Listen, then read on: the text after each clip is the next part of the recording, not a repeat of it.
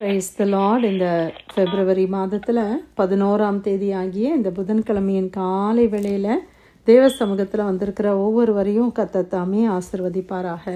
இந்த நாளிலும் நம்ம தியானிக்கிற கர்த்தருடைய வார்த்தை நம்முடைய பரிசுத்த வேதாகமத்தில் ஆதியாகமத்தின் புஸ்தகம் 29ஆம் அதிகாரம் 31ஆம் வசனம். Genesis chapter 29 verse 31. லேயாள் அற்பமாய் எண்ணப்பட்டாள் என்று கர்த்தர் கண்டு அவள் கற்பம் தரிக்கும்படி செய்தார். ராகேலோ மலடியாய் இருந்தாள். அல்லேலூயா. கர்த்தருடைய அருமையான இந்த வார்த்தைக்காய் கர்த்தரை ஸ்தோத்திரிக்கலாமா? இந்த இடத்துல யாக்கோபனுடைய வாழ்க்கையிலே அவருக்கு 2 மனைவிகள் இருந்ததை நாம் பார்க்கிறோம், லேயாள், ராகேல். ஆனால் இந்த ராகேலைத்தான் யாக்கோபு ரொம்ப நேசித்தார் என்று சொல்லி நம்ம பார்க்கிறோம். அவளுக்காக அவர் 7 வருஷம் ஆடு மேய்த்து அவங்க அப்பா சொல்லிட்டாங்க, நீ 7 வருஷம் எனக்கு வேலை செஞ்சின்னா இந்த ராகேலை உனக்கு நான் கொடுப்பேன். அதனால் அவர் என்ன செய்தாராம்? 7 ஆண்டுகள் அவர் வேலை செய்தாராம். ஆமேன். அதை குறித்து நம்ம பார்க்கும்போது அந்த 7 ஆண்டுகள் அவருக்கு அப்படியே 7 நாள் மாதிரி ஓடிருச்சான். அவ்வளோ நேசம், அவ்வளோ அன்பு ராகேல் மேலே.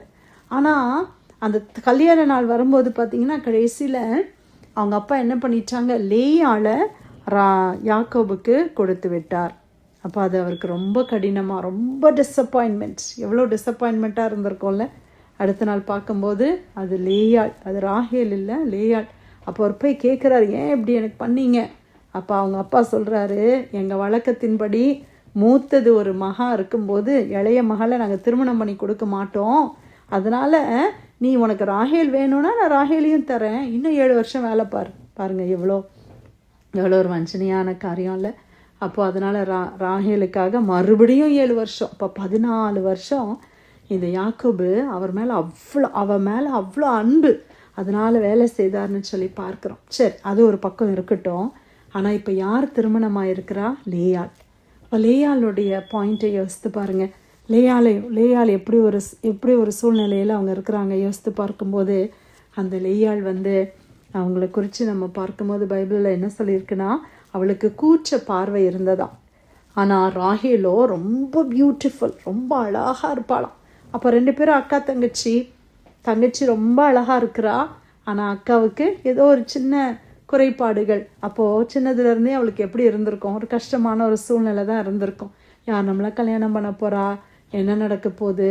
இப்போ திருமணம் ஆயிடுச்சு, ஆனால் ஹஸ்பண்டுக்கு பிடிக்காத ஒரு திருமணம். இது கணவன் அவளை நேசிக்காமல் அவங்க அப்பாவுடைய கட்டாயத்து நிமித்தமாய் நடத்தப்பட்ட ஒரு திருமணம். அந்த நாட்களில் பெண்கள்கிட்ட எனக்கு பிடிச்சிருக்கா பிடிக்கலையா அப்படிலாம் கேட்பாங்களான்னு கூட தெரியல. ஆனால் அப்படி ஒரு திருமணத்தில் ஃபோர்ஸ்ஃபுல்லாக இவளை திருமணம் பண்ணி கொடுத்தாச்சு. ஆனால் நல்லா தெரியுது ஹஸ்பண்டுக்கு தன்னை பிடிக்கவே இல்லை, தங்கச்சியை தான் பிடிச்சிருக்கு, தன்னை பிடிக்கவே இல்லைன்றது நல்லா தெரியுது. அப்போ எப்படி அவளுடைய சூழ்நிலை எப்படி இருந்திருக்கும் கொஞ்சம் யோசித்து பாருங்கள். பிரியமானவர்களே, மனைவிமாருக்கு கணவன்கிட்ட நம்ம ரொம்ப எதிர்பார்க்கிறது என்னது? அன்பு இல்லை. அவங்க அதை வாங்கி கொடுக்கணும், இதை வாங்கி கொடுக்கணும் அப்படின்றதெல்லாம் இல்லை. அவங்க தம்மேல அன்பாக இருக்கணும், தனக்காக பேசணும் அப்படின்னு மனைவிமார் எதிர்பார்க்குறாங்க. அதைத்தான் எபேசியரில் கூட பவுலப்போஸ்தலர் எழுதும் போதும் அவர் சொல்லுவார். அதாவது புருஷன்மார்களே, நீங்கள் என்ன செய்யுங்க, உங்கள் மனைவிமாரில் அன்பு கூறுங்கள். அப்போ மனைவிக்கு தேவையானது அன்பு, கணவனுக்கு தேவையானது என்ன அப்படின்னா ஒரு ரெஸ்பெக்ட், ஒரு கனம் அவங்களுக்கு தேவைப்படும். அவங்கள கனமாக வச்சுருக்கணும் அப்படின்னு எதிர்பார்ப்பாங்க. ஒரு மேரேஜ்னாலே இதுதான், இந்த 2 காரியம் தான் ரொம்ப இம்பார்ட்டண்ட் இன்க்ரீடியண்ட் அப்படின்னு நம்ம சொல்கிறோம். மனைவிக்கு தேவையானது அன்பு, கணவனுக்கு தேவையானது மதிப்பு. இந்த கணவனுக்கு கொடுக்க வேண்டிய மதிப்பை ஒரு மனைவி கொடுக்கலனா அந்த இடத்துல பிரச்சனை வந்துடும். அதே மாதிரி மனைவிக்கு கொடுக்க வேண்டிய அன்பை ஒரு கணவன் கொடுக்கலனா கூட அங்கே சில கஷ்டங்கள் உருவாகுது. ஆனால் இங்கே பாருங்கள், இந்த லேயாளுக்கு கணவன்கிட்ட இருந்து கிடைக்க வேண்டிய அன்பு கிடைக்கவே இல்லை. ஷீ வாஸ் அன்லவ்ட் அப்படின்னு இங்கிலீஷ் பைபிளில் நம்ம வாசித்தோம். அன்லவ்ட், அவங்களுக்கு அன்பே கிடைக்கல. அப்போ அவங்க எப்படி ஒரு கஷ்டம், ஒரு கசப்பான வாழ்க்கை அனுபவம். அவளுக்கு திருமணம் தான் அவளுடைய லைஃப், அவளுடைய லைஃபே எல்லாமே அதை டிபெண்ட் பண்ணி இருக்குது. ஆனால் அந்த ஹஸ்பண்டுடைய அன்பு அவளுக்கு இல்லை. ஆனால் இந்த வசனத்தில் நம்ம பார்த்தது போல் லேயாள் அற்பமாய் எண்ணப்பட்டாள் என்று கர்த்தர் கண்டார். ஆமேன். அப்போ யார் பார்க்குறா இந்த லேயாளை? தன்னுடைய கணவன் நேசிக்கல, அற்பமாய் எண்ணப்படுறா அப்படின்னு சொல்லி கர்த்தர் கண்டாராம். பிரியமானவர்களே, நம்முடைய சூழ்நிலையை கர்த்தர் காண்கிறார். ஒருவேளை நீங்கள் என்ன சூழ்நிலையில் இன்னைக்கு இருக்கிறீங்களோ எனக்கு தெரியல, ஆனால் உங்கள் சூழ்நிலையை மனிதர்கள் பார்க்கிறார்களோ இல்லையோ, மனிதர்களுக்கு புரியுதோ இல்லையோ, சில நேரத்தில் நம்ம நிறைய நேரம் எக்ஸ்பிளைன் பண்ணி பார்க்குறோம், இப்படி அப்படின்னு வார்த்தையினால எக்ஸ்பிளைன் பண்ணுறோம், ஆனால் மனுஷங்களுக்கு புரியுதா அப்படின்னா தெரியல. ஆனால் கர்த்தருக்கு எல்லாம் புரியும். கர்த்தர் எல்லாத்தையும் பார்த்துக்கிட்டு தான் இருக்கிறாரு. ஆமேன். நம்ம ஆண்டவர் முன்னால் போய் என்னை இப்படிலாம் நடத்துகிறாங்களே, என்னை இப்படி பண்ணுறாங்களே அப்படின்னு நம்ம சொல்லணும்னு கூட அவசியம் இல்லை. லேயாள் அங்கே அப்படிலாம் சொன்னதாவே தெரியல. ஆனால் ஆண்டவரே பார்க்குறாரு. இப்படி லேயாளை அற்பமா என்றாங்களே, இப்படி அவளோ ஒரு மனைவி தானே, அவளோ ஒரு பெண் தானே, அவளையே இப்படி நினைக்கிறாங்களே, இப்படி நடத்துகிறாங்களேன்றத கர்த்தர் கண்டாராம். கர்த்தர் கண்டு என்ன செய்தார் தெரியுமா? அவளுடைய கர்ப்பம் தரிக்கும்படி செய்தார். ராகேலோ மலடியா இருந்தாள். அல்லேலூயா. ஆண்டவர் லேயாளுக்கு ஒரு பிளெஸ்ஸிங், ஒரு ஆசீர்வாதத்தை கொடுக்கிறார். அவளுடைய கற்பத்தை ஆண்டவர் ஆசீர்வதித்து, நீ உன்னை உன் ஹஸ்பண்ட் அற்பமாக தானே என்றான், சரி நான் உன்னை ஆசீர்வதிக்கிறேன், உன்னுடைய கற்பத்திலே பிள்ளைகள் தங்கும்படி நான் உன்னை ஆசீர்வதிக்கிறேன்னு சொல்லி ஆண்டவர் அவளை ஆசீர்வதித்தார். நமக்கு தெரியும், அவள் அநேக பிள்ளைகளை லேயாள் பெற்றாள்.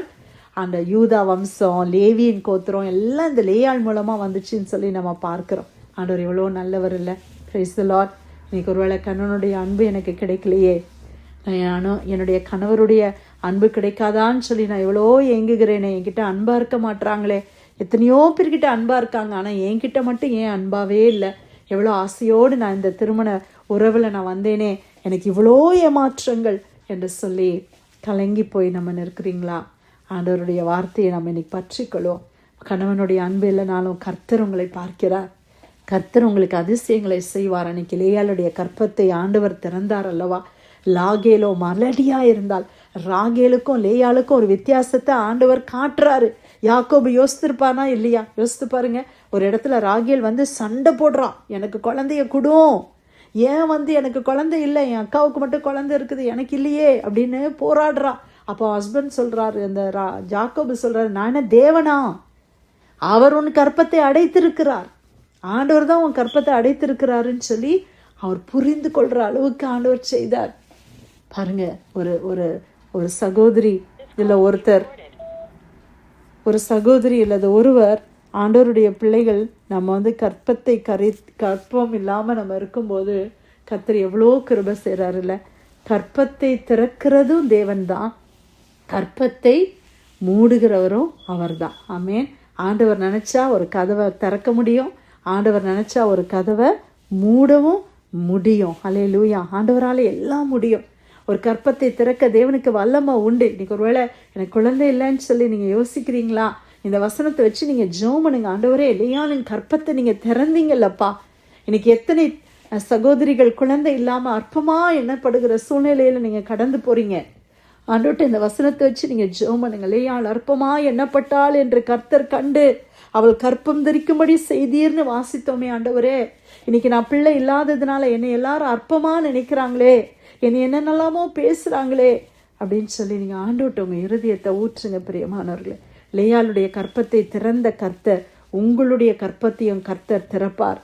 என்னுடைய ஹஸ்பண்டுடைய அன்பு எனக்கு கிடைக்கலையேன்னு சொல்லி அங்கலாய்க்கிற ஒவ்வொரு லேயாள்களும் ஆண்டோடைய சமூகத்தில் நீங்கள் போய் ஆண்டோட்ட ஜெபம் பண்ணுங்க. இந்த வசனத்தை வச்சு நிச்சயமாக கர்த்தர் உங்களுக்கு அதிசயத்தை செய்வார், அற்புதத்தை செய்வார். இதோடைய ஸ்டோரியோடைய எண்டை நான் சொல்ல விரும்புகிறேன், நீங்கள் வாசித்து பாருங்க. ஆனால் அந்த ஸ்டோரி எப்படி முடியுதுன்னு பார்த்தீங்கன்னா, யாக்கோபு இப்போ லேயாளை ரொம்ப நேசிக்கிற மாதிரியே தெரியல. அநேக பிள்ளைகளை அவர் பெற்றெடுத்து ஒவ்வொரு பிள்ளைக்கும் பேரெடுக்கும் போதெல்லாம், பேரிடும்போது ரூபனு, சிமியன், லேவி இவங்களெல்லாம் பேரிடும்போதே அவள் என்ன சொல்லுவான்னா, இப்போவாது என்னுடைய கணவர் என்னோட சேர்ந்து கொள்வார், இப்போவாது கணவன் என்னை நேசிப்பார், அப்படிதான் சொல்லி சொல்லி பேரிடுறாங்க. ஆனால் யூதா பிறக்கும் போது அவங்க சொல்கிறாங்க, நான் எனக்கு இனிமேல் கர்த்தரை துதிப்பேன், இனிமேல் நான் ஆண்டவரை துதிப்பேன், என் கணவனுடைய அன்பு எனக்கு கிடைக்குதோ இல்லையோ, நான் ஆண்டவருடைய அன்பை ருசிச்சுட்டேன், நான் ஆண்டவரை நான் துதிப்பேன்னு சொல்கிறாங்க. பிரியமானவர்களை, அதற்கு பிறகு கடைசியில் நீங்கள் வாசித்து பார்த்தீங்கன்னா, அந்த ராகேல் பாதி வழியில் அவங்க மறித்து போயிடுறாங்க. ஏன்னா பென்யமீன் பிறக்கும்போது கற்பத்திலேயே அவங்களுக்கு அந்த பிரச்சனை வருது, அவங்க மறிச்சிடுறாங்க. ஈசாக்குக்கு கொண்டு போய் தன்னுடைய மனைவி என்று காட்டுக்கு போது லேயாளை தான் கர்த்தர் அந்த இடத்துல கொண்டு போகிறத பார்க்குறோம். கடைசியில் யாக்கோபு மறித்து, அதாவது யோசேப்பு நிமித்தமாக அவர் எகிப்துக்கு போயிட்டாரு. ஆனால் யோசேப்பு கிட்ட சொல்கிறாரு, நான் மறிச்சிட்டாலும் என்னுடைய உடம்பை நீங்கள் எகிப்தில் அடக்கம் பண்ணக்கூடாது, மம்ரே, அந்த ஹெப்ரோன்ல மம்ரேல ஆபிரகாமையும் சாராலையும் அடக்கம் பண்ணியிருக்கிறாங்க, ஈசாக்கும் ரெபேக்காலும் அங்கே தான் அடக்கம் பண்ணியிருக்கிறாங்க, நான் லேயாளை அங்கே தான் அடக்கம் பண்ணியிருக்கிறேன், லேயாள் பக்கத்தில் என்னை அடக்கம் பண்ணுங்கன்னு சொல்லி அவர் கேட்டுக்கிட்டாராம். அப்போது ஒருவேளை இந்த சூழ்நிலையில் லேயாளுக்கு அவருடைய கணவனுடைய அன்பு கிடைக்கல. ஆனால் ஐ திங்க் நான் நினைக்கிறேன், நான் விசுவாசிக்கிறேன், கடைசி நாட்களில் அவர் லேயாளை அதிகமாய் நேசித்திருப்பார் என்று கர்த்தரால் எல்லாத்தையும் மாற்றி போட முடியும், மனிதர்களை மாற்ற தேவனால் முடியும். அதனால் நீங்கள் தேவனை சார்ந்து கொள்ளுங்க. ஆண்டவர் நிச்சயமாக உங்கள் வாழ்க்கையில் அற்புதங்களை செய்வார். லேயாள் வாழ்க்கை மூலமாக இன்னைக்கு ஆண்டவர் நம்மளோடு பேசினதுக்காய் கர்த்தரை ஸ்தோத்திரிக்கலாமா? ஆதியாகமம் 29:31, லேயாள் அற்பமாய் எண்ணப்பட்டாள் என்று கர்த்தர் கண்டு அவள் கற்பம் தரிக்கும்படி செய்தார், ராகேலோ மலடியாயிருந்தாள். கர்த்தர் கொடுத்த நல்ல வார்த்தைக்காய் ஆண்டவருக்கு நன்றி செலுத்தி இந்த பிரேயர் லைனில் வந்திருக்கிற யாராவது நம்ம ஜெபிக்கலாமா?